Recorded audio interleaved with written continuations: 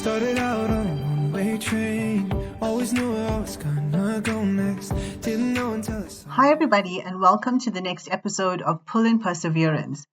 My next guest is Mrs. Devashni Muthusamy-Govender, who is inspirational and is a testament to the versatility of the pharmacy degree. She maneuvered through many sectors in pharmacy, which led her to becoming a pharmacy product specialist in an IT software company. Her journey reflects the essence of an inspirational quote. And the quote goes, "To escape fear, you have to go through it, not around it," unquote. Enjoy the episode. Hi, Devash. How are you doing? Hi, Vanny. How are you? I'm good, thank you. Oh, that's awesome. Thank you for being part of Pull in Perseverance. So let's kick it off. Can you just give us a brief introduction to who you are and where you work and what you do? Okay, thanks again. I must really thank you for inviting me. And I actually have a little bit of a funny story to tell you about that. So when you sent that WhatsApp, I was actually at Niagara Falls in the US, just about to board the boat, to see Niagara Falls.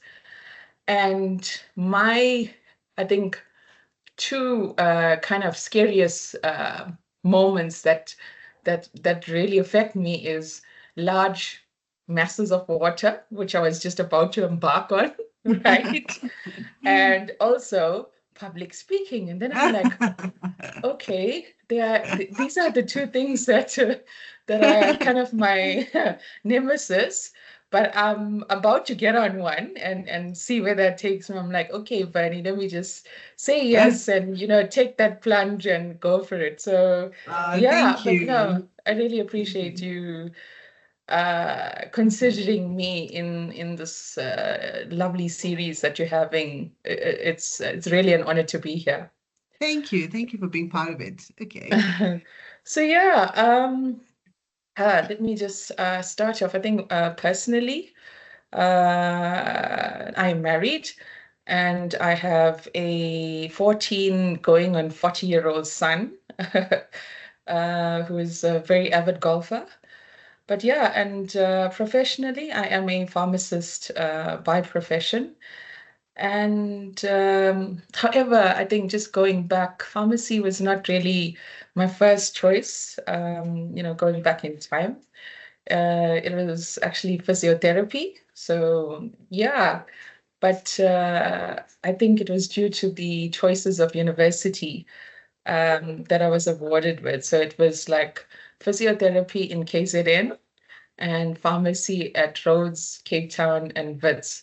So that was like a no-brainer for me, right? Getting out of the house and,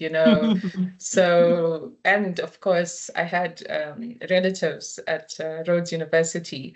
So I think there was a no-brainer. And I started off my educational career and completing my pharm degree, B.Pharm degree at Rhodes University, of course, one of the prestigious universities in South Africa. Yeah, being biased, I know you had Wits, but yeah, don't call me out on that. I'm not going to say anything. I'm not going to say anything.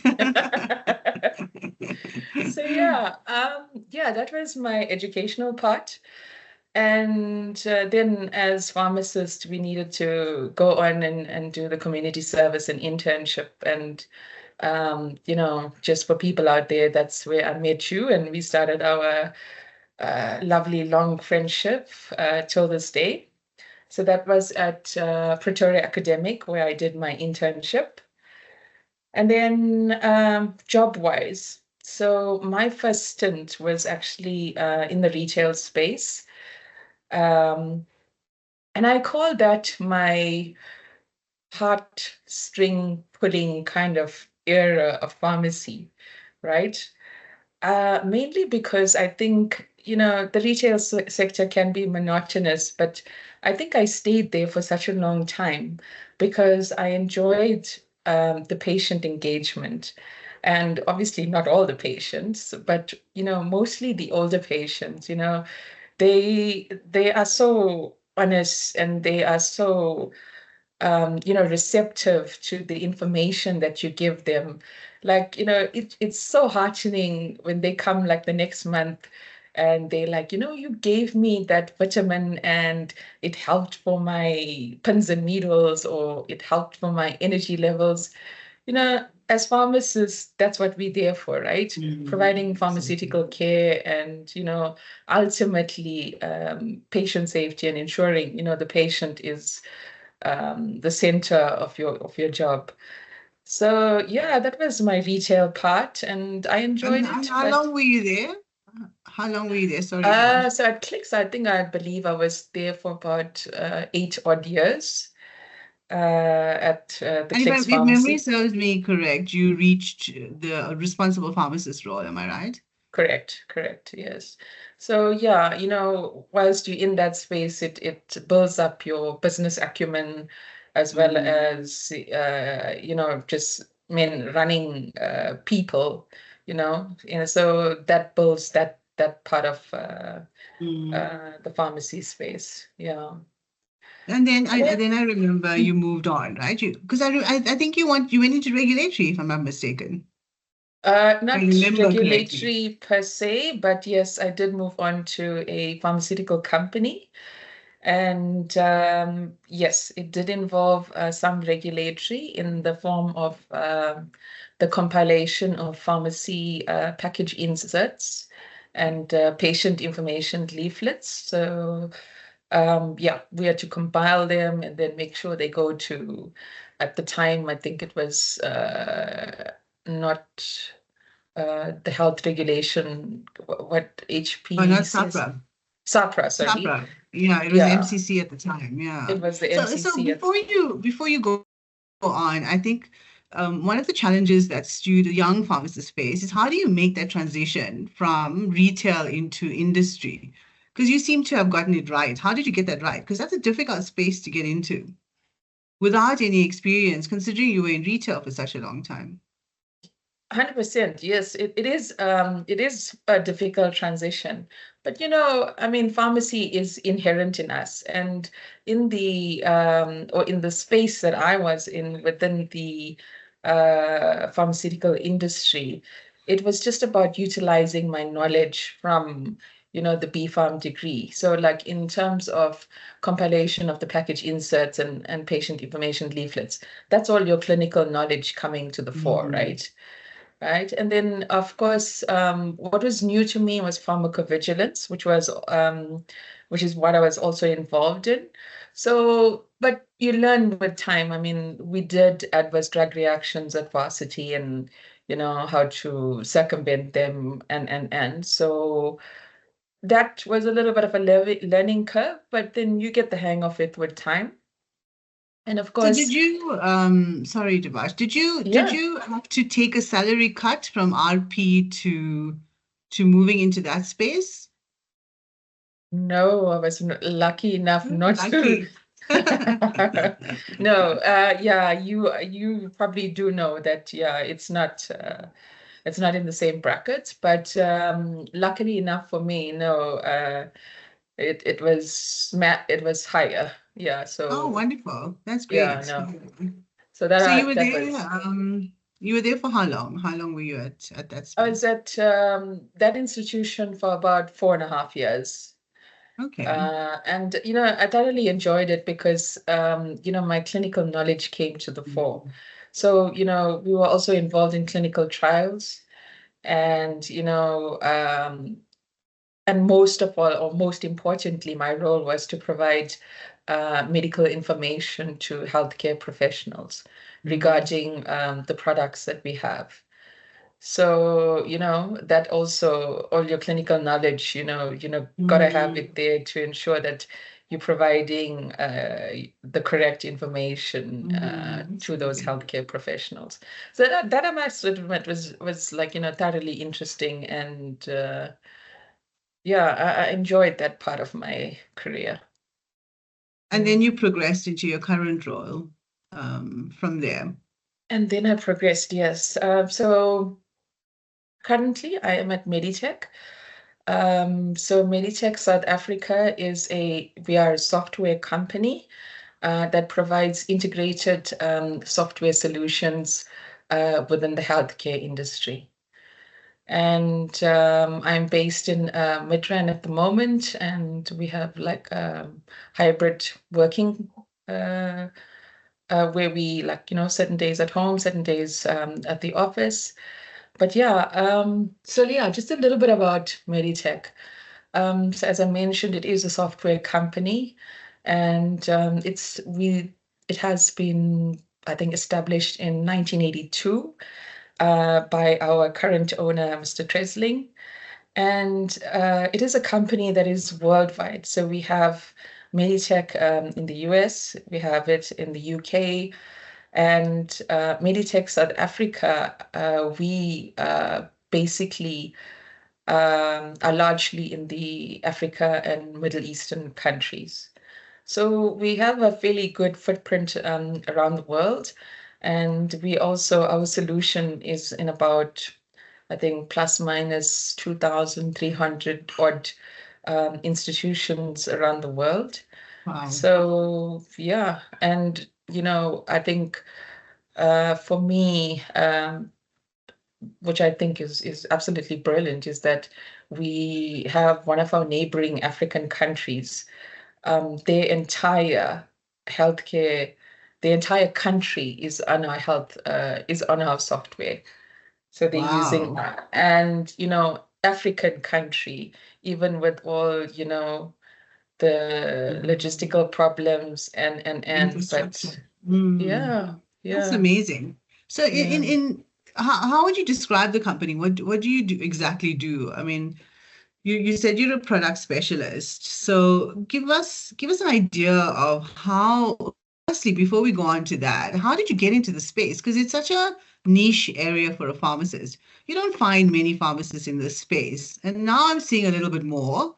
But I mean, you've been there for a while. How did you find this job, firstly? And what criteria did they see in you in terms of your experience, your knowledge, in order to be suitable for this particular role? Okay, so from the healthcare institution industry where I was, I thought it was time to, I just needed a change, I needed a change. I needed something to stimulate me, something to challenge me, and like doing this podcast, something to scare me as well. So, yeah, I just obviously going through LinkedIn job market and PNet, but how I got this role was basically through a friend of mine from school, and she was currently at Meditech, and she's like, they're looking for a pharmacist to fulfill this role within our institution. And I'm like, sure, let's give it a go. I researched the company, obviously, and I researched the role. And I'm like, I'm a pharmacist. I have a B.Pharm degree. I've never done IT in school, but let's give it a shot. Let's see what it entails. And so, yeah, I went for the interviews, and yeah, so I'm here now at Meditech, telling my story, thoroughly enjoying it. And yeah, so my job, I'm a product specialist. I'm a pharmacy product specialist. And my day probably would entail a whole lot of things, but I think maybe it would make sense if I just break it down in the little spheres of work that I currently do. So my primary focus at the start of being in Meditech was being in the support space, right? And what does support entail? So we have customers that use our software. And with any software, you do have, some issues at times where something is not working or any of the sort, right? So my job was to ensure that I'm able to troubleshoot and, able to get down to providing a solution on how to, solve their problem in the software. And that would be the pharmacy software. right? So that's Okay, so one part you of it. mentioned, sorry, Device. So you mentioned pharmacy software, right? Forgive my ignorance. So it would be like a dispensing program. Is that what you're referring to? Or is it Um, wider than that? it's actually wider than that. So we are mostly in the hospital space, and Meditech is a very integrated system. So as you know, we have so it's all apps or applications. So we have applications in each sector within the hospital. So we have an application for pharmacy, we have one for billing, we have one for the doctors where they place their orders, we have laboratory, oncology, and the list is endless. But what's important is it's integrated. So with Mm, that being said, what I mean is within pharmacy, um, pharmacists are able to dispense their orders. And obviously, that's not all we do as pharmacists, right? We are involved in pharmacy interventions. We have to do some sort of progress. This is within the hospital, as a mm, clinical pharmacist. Progress notes. We have to record adverse drug reactions. And so the whole pharmacy application is geared to what a pharmacist will be doing, primarily in a hospital setup. So that being like the duties of a clinical pharmacist, and of course feeding into other applications because we integrated. So we also have to ensure that the doctor has all the information that he requires.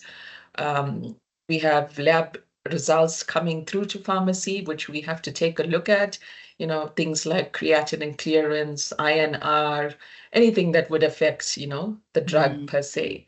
And then lastly, our other interaction is with nurses because they are going to administer the drugs that we, you know, uh, providing to them by dispensing it. So yeah, mm. it's multifaceted, and it's geared towards the clinical pharmacist role and what they require within the pharmacy space. Yeah. So what would give me an example of a typical intervention from your side in terms of your job scope? Intervention on the system or what I would Yeah, do. from a IT, yeah, from your job perspective, what would you do? Give me an example of some intervention or some, I'm not sure what IT term you would use, what you've done in terms of improving the system during a typical workday, just to give our listeners an idea of exactly where your role fits in within the system. Okay. So that's not part of my. Let me finish the support part, right? That I was alluding to, right?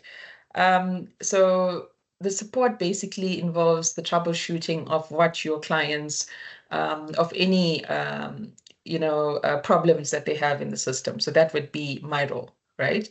Another part is, for example, I'll give you an example. If there's a particular regulatory requirement that has been enforced in the country, for example, right? I had this one country where all their narcotics, right, had to go through another authority to be recorded before it goes to the patient.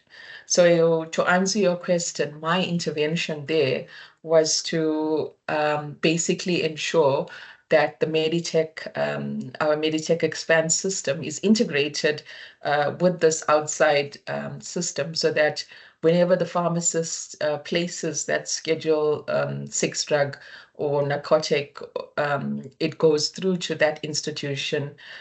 They record it, and then only, that can it be dispensed to the patient. So yeah, my intervention, it seems like such a small steps to do something, but it's actually a massive Mm. task it's called interoperability, where one system shares medication information with another system. So Mm, yeah, that is so you have to be very aware of what's happening in all of the countries in terms of their legislation in order to keep up to date. Gosh, that's a task, eh?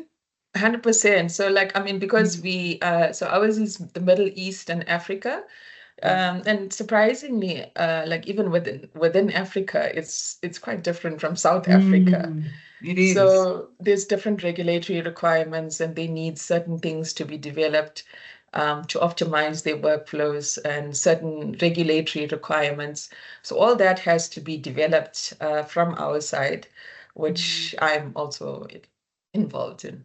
Yeah. Gosh, that's fun. That sounds like it keeps you on your toes. It is, and you know what I like about it, Vani, is just that I haven't lost my pharmacy knowledge, my clinical knowledge, I use it 100%. And my, business acumen, you're still using it. So it's multifaceted and you don't lose I mean, pharmacy is inherent in me. No one can take it away from me, but I'm still using that in this IT sector, combining it and ensuring that, I'm able to. All works together. Yeah, that's amazing. That's what an exciting job. So once from a support perspective, what was your next role? Where did you move to next? So we also involved in implementation. So we coined the term software implementation. So when a client purchases our product, our software, we will be tasked to go on site to that institution. So wherever it is, Africa, Middle East, and so as a pharmacist in the doing the pharmacy application, my task would be to ensure that the pharmacy personnel within that institution is trained. So they know how to use the application, they know how to build their application to suit their workflows, and they know how to use the application to optimize the system. Because at the end of the day, our system is basically to ensure that we can optimize their workflows, number one. We can ensure that the pharmacist is not involved in the mundane, repetitive activities, and that they have time for patient counseling, patient safety, involved in interventions, involved in clinical decision support, and so yeah, and we involved in ensuring that those pharmacists and pharmacy technicians are able to learn the system and then utilize it to their benefit. So that part is quite enjoyable and exciting because I think they appreciate the fact that me being a pharmacist understands, their plight, their day-to-day gripes and so forth. And so it's important that, we speak the same language and I understand, okay, they need to know which formula, for example, to use for body surface area in the system, right? Now, somebody that's not in the pharmacy space will not know, okay, we have this Dubois formula, we have Mostella, and, those kind of things, intricate things, but like only a pharmacist will be able to provide that knowledge. And, so it's fun as well because we get to travel. And then, you got to balance work and fun. And we do manage to get out and about in those countries. So, yeah, it's very interesting. Sounds fun. So do you think that your retail exposure has helped you reach success in this particular career? I think in terms of retail, maybe from a business acumen point of view, because we do delve into like demonstrations into the marketing world, so the marketing space. We have to demonstrate the software to customers, new customers or potential customers. But as far as I think the retail perspective, not really much, to be honest. I think I mentioned before my time at Pretoria Academic Institution, where it involved, dealing with the wards and dealing with different pharmacies. You remember we had orthopedic pharmacy, we had oncology, and I think that really equipped me for my time at Meditech, simply because it helped me understand the workflow within a hospital and the different sects within pharmacy. Like oncology we have an oncology application.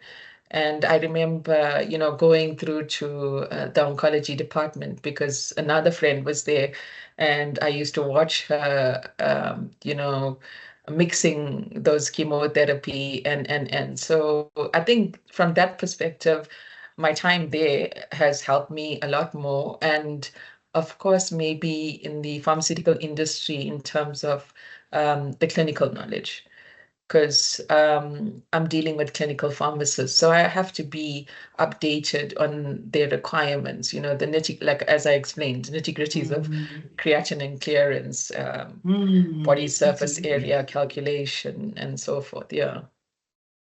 So do you think in your space, do you think you or did you do any further development in terms of courses, or did you pursue another degree, or what, if somebody is keen on joining a space like this, which I'm sure lots of young pharmacists are, do you recommend that they should do something like that? Um, Obviously, yeah, no, it's a different sphere, and it's exciting, and we all know, right? Technology is the way to go right now, and so this is at the forefront of technology, being in a software company. Mm. I think for me, I didn't, I sort of didn't complete my master's degree. Life happened, and a child happened, but. Um, in terms of that, I don't think that is an absolute requirement. Um, but I think IT, if you do have some IT acumen, it would be advantageous. But me as well, I didn't have any.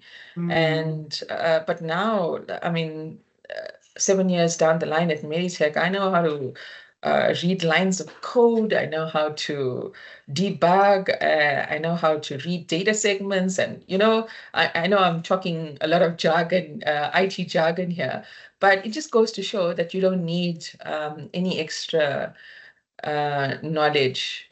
It's me to just be with my BPharm degree, and as I've noted, the various institutions that I've worked in, that has ensured that I'm able to do this job right now. Yeah. So it's on the job learning, eh? Just be On the open job. and yeah, be open to learning and just keep growing. Yeah, I mean, it's a Um, different sector altogether. It's like, mm, IT is it's a different kettle of fish, and but you learn to adapt. mm, And because, I mean, you've got your inherent knowledge of pharmacy, which is core to this environment, and mm, together with just on the job learning, you are able to navigate through this. Yeah. mm. The versatility of pharmacists. We are an amazing profession. 100%, 100%. So Anand, what would you say has been your biggest challenge within the space? Merging pharmacy and IT. Okay, what was the worst thing that you experienced and how you overcame it? Oh, difficult question. Uh, I think my biggest challenge getting in at the beginning was just understanding, the IT lingo, and getting to know programming, and, trying to read and understand these lines of code, and trying to translate how the code in the background affects the application on the foreground. It's like it's like your banking app, for example, right? Mm, You just click on one, and then your funds are sent. But mm, behind that, what is the code that is required to ensure, the data is not breached? It's working as it's required. I think that for me was my biggest challenge in trying to understand, how that works. But we have a lot of courses that we attend before we start, like, on the job training. I mean, before we start the job. with Meditech in the US, within Meditech South Africa. And so, we get au fait with the all the lingo and everything that goes with it. So you learn with time. But I'm yeah, I would sure. say that was As my you biggest go. challenge. Yeah, So definitely. I had a few questions that people on LinkedIn wanted me to ask you, and the first one was from Mr. Mahmood Sidat, and he said he asked, "What emerging technologies do you see having the most significant impact on the pharmaceutical industry in the next few years?" What emerging technologies? Okay. Yeah. I think I can speak on basically from a Meditech point of view, right? Um, so sorry, can you just rephrase that question or just For example, like what type of technologies do you think that are going to come into play that is really going to play or influence the pharmaceutical industry?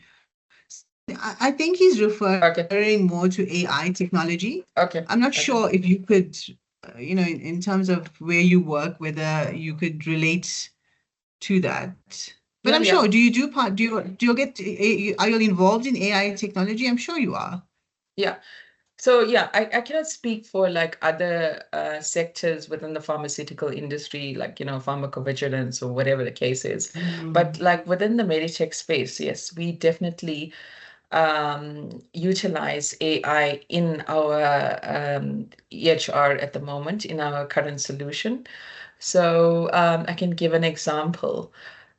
We have precision medicine tools within our solution, right? And that entails genomics and genomic data analysis. So just an example, right? We are able, so through AI technology, we are able to provide genetic information to the provider at the time of ordering a particular medication. And this mainly helps in our oncology module so Mm. that, we are able to get to identify targeted treatment plans based on the genetic profiles as well as on, the tumor characteristics. So all of these information is at the fingertips of these providers. And it's all due to AI, technology that we utilize. And, I really think that this is, a wow, especially not only restricted to the oncology space. I think even like as pharmacists, if we have the ability, for example, to see this patient has a predisposition for a G6PD deficiency or, cytochrome P450, affects them. I mean, we can advise, as pharmacists, we can advise the physicians, you know what, the drug that you're actually providing is not going to assist this patient. Mm. And, so I mean, what an integral role we can play in terms of making sure that the patient is not going through to get a drug that, first of all, will not work for them, and Mm. secondly, may give them adverse drug reactions. So, I mean, from a patient safety point of view, I mean, that's key.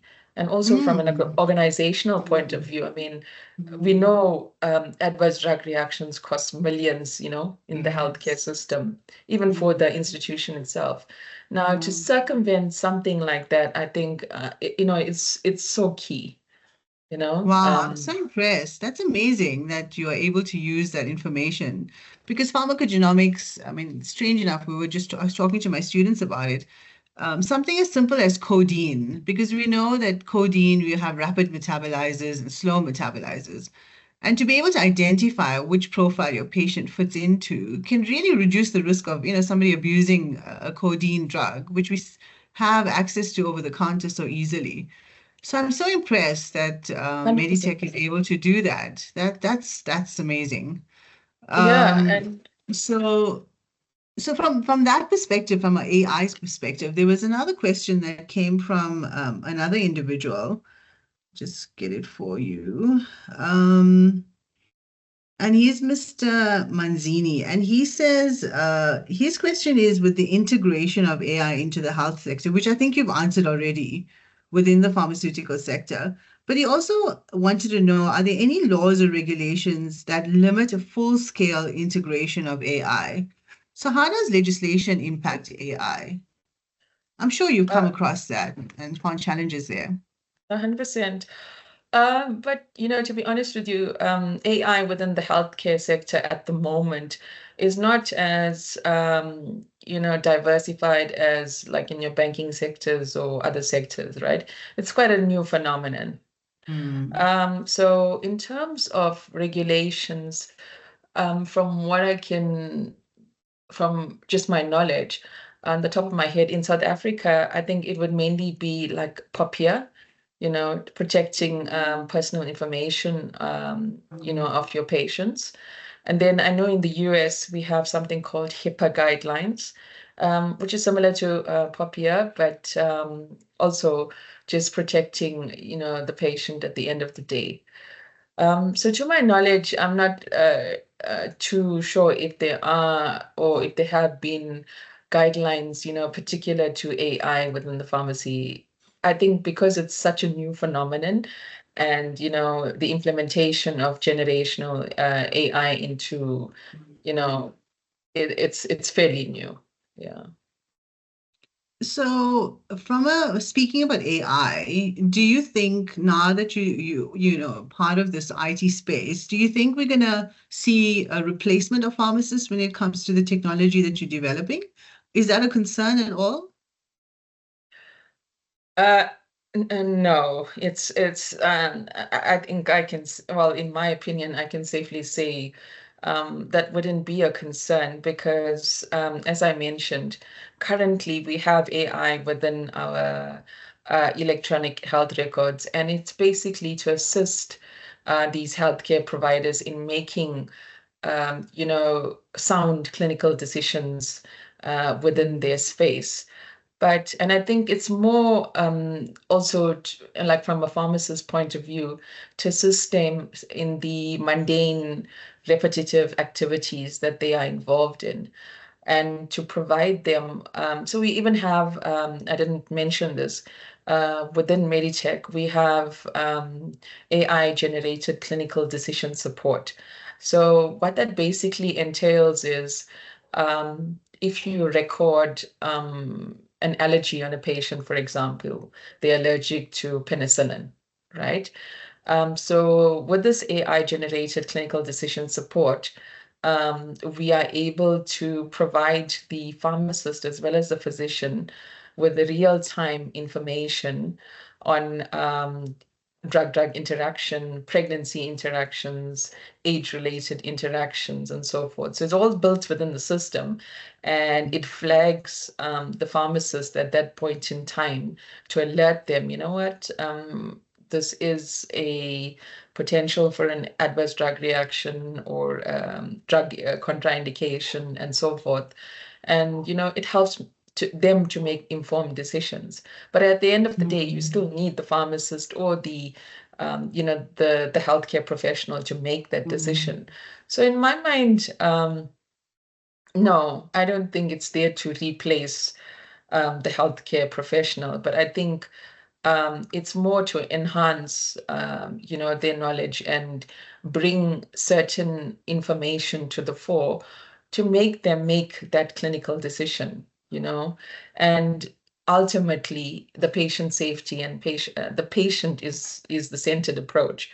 So yeah, no, Mm. we still have a big role to play, Yeah, definitely. absolutely.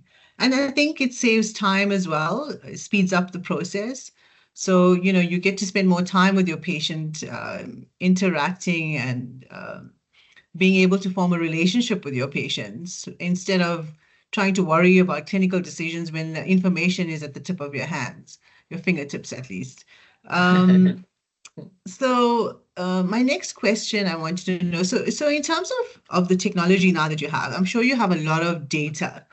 So does Meditech use the data for research? I'm just thinking like speed, in terms of okay, not speed, say clinical decisions that have, now that Meditech has had all of these systems in place, the reduction of drug interactions or adverse drug reactions and the costs associated with that reduction. Do you do such things? Of course, 100%. So yeah, that's the ultimate goal of the AI um, generated support systems that we have within Meditech, you know, obviously efficiency both for the pharmacist as well as the physician, and then cost implications within the institution. So obviously that from that perspective, and in those lovely terms that we call big data Mm, and machine data learning science. and all Yes. of that, Yeah. right? So yes, Meditech has, being a electronic health record, we have massive amounts of data, within Mm, the system. We also have an application where we are able to compile registries. So it's called patient registries, where we are mm, able to identify. So this would be for clinical trial purposes, right? Where we are mm, able to identify like your trial candidates, for example. So we mm, have, okay, you need patient that is on an antihypertensive, whose blood pressure is always between this range and that range. So gathering the data, so this is all automated, right? Gathering the data from the system, we are able to compile you with a whole lot of, with a whole report of patients with their clinical data, with their latest lab results, with the latest interventions and drugs prescribed by the physicians, so that you have, a bird's eye view on one mm. screen that you can utilize for clinical trials or patient registries. Yeah. Wow, that's amazing. So e-prescribing is clearly, something you're very involved in, and it's really taking over South Africa, which is such a positive. What has been one of the things that you noticed, a significant benefit of e-prescribing, other than the expected ones? But, have you come across something that's been like, wow, when you realize e-prescribing has made this impact on medicine management, that is?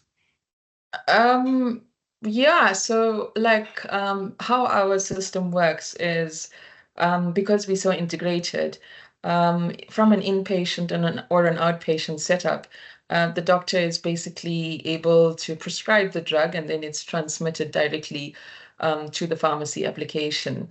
So in that sense, the pharmacist does not type anything in. Everything is presented to him or her, together with all the dosage instructions and right down to being able Mm, to provide you with patient monographs and all of that. So in terms of that, yeah, the normal wows of e-prescribing would be obviously you're limiting patient errors and mm, or not patient errors, prescriber errors in medicine. Um, transcription and mm, and so forth. But also, just improving time within the pharmacy space so that mm, when it comes through to pharmacy, when that e-prescription comes through to pharmacy, it comes through with a whole lot of information as well. So like, let me just give you an example, a case in point where one of my clients, the physicians required um, information to be dosing information to be provided to them whilst they are placing their orders, right? And this is for renally challenged or renal impairment patients. So they needed to know, okay, if I'm prescribing a drug that normally affects and the dosage needs to be changed because this patient is renally impaired, I need to know what the dosage should be and. So, I mean, e-prescribing in that way ensured that I was able to provide them, so we call them protocols. So I was able to provide them with protocols, of course, gathering the information from the various, medical journals, but ensuring that evidence-based information comes up on their screen because the system is clever enough to know, okay, this patient, their creatinine clearance is not at optimal level. I need to flag this protocol to this doctor so that he or she can be able to see, okay, because the creatinine clearance is at this value, the dose for this drug would be that. And that particular protocol comes through to pharmacy as well, together with the dosage that the doctor has prescribed.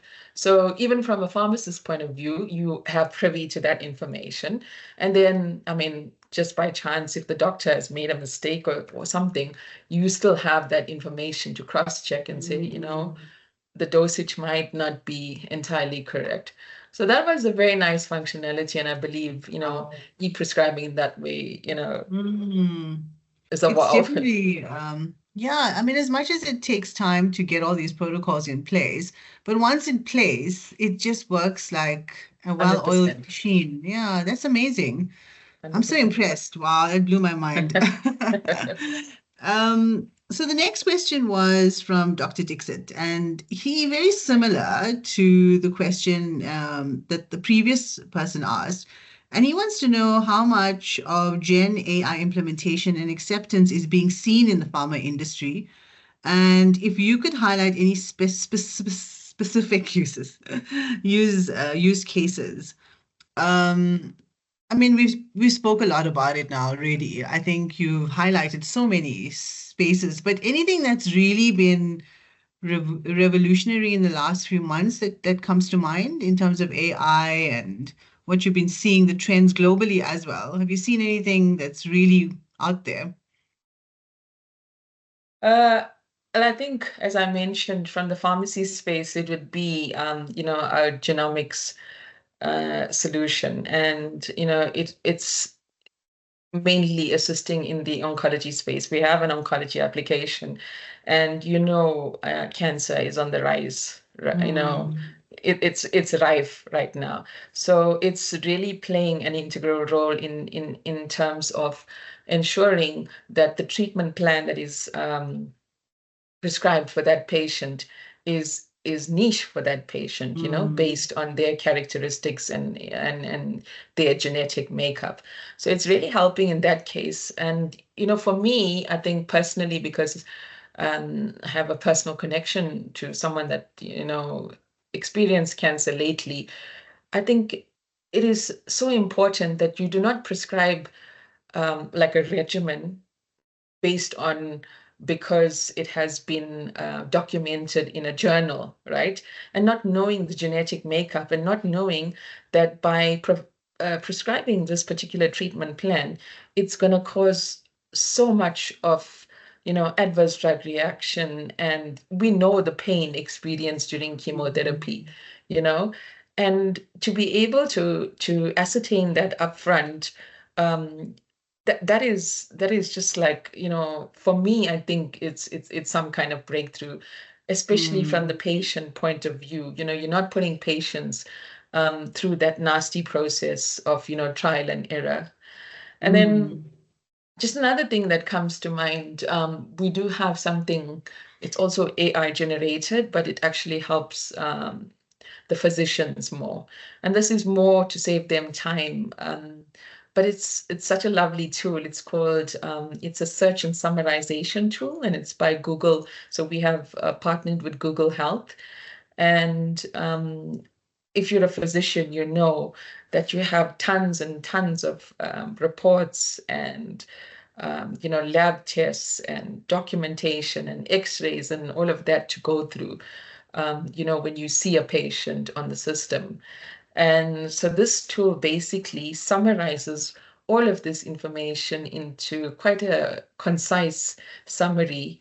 And you're able to know, like, just on the click of a button, you know, the condition of this patient and, you know, any historical information that is pertinent.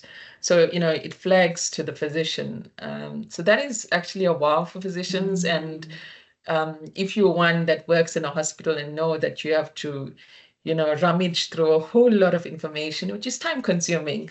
But that was actually a wow for us, and a lot of physicians were quite excited about that one. Yeah. That's fascinating.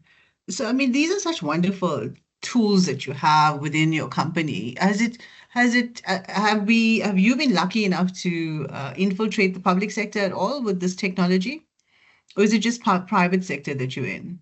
No, no. As I mentioned to you earlier, we have a neighboring country within Oh, Africa. okay. The entire healthcare system, public healthcare system, is using our System. solution. So And not in even South within Africa, not South in Africa, South but Africa, we also have a government oh, institution wow, in awesome. KZN as well as in the Free State, and they're utilizing our solution. And yeah, it's Wow. it. I mean, Because that will change the way we're seeing in terms of stock loss and adverse drug reactions and dosing and drug interactions. I just think the potential is just unbelievable if you apply it to a wider population. What information that we could gather and what we could save from a cost perspective and improve patient outcomes as well. It's just yeah, and like unbelievable. with NHI coming into play, Yes. we know from experience in that other country, the amount of data that you can get within a country, So if you have like the entire population being on one electronic health record, Mm. the sky's the limit in terms Yeah, of the exactly. data and the Yeah. cost implications. Yeah, Oh, I'm so 100%. excited. Makes me really excited.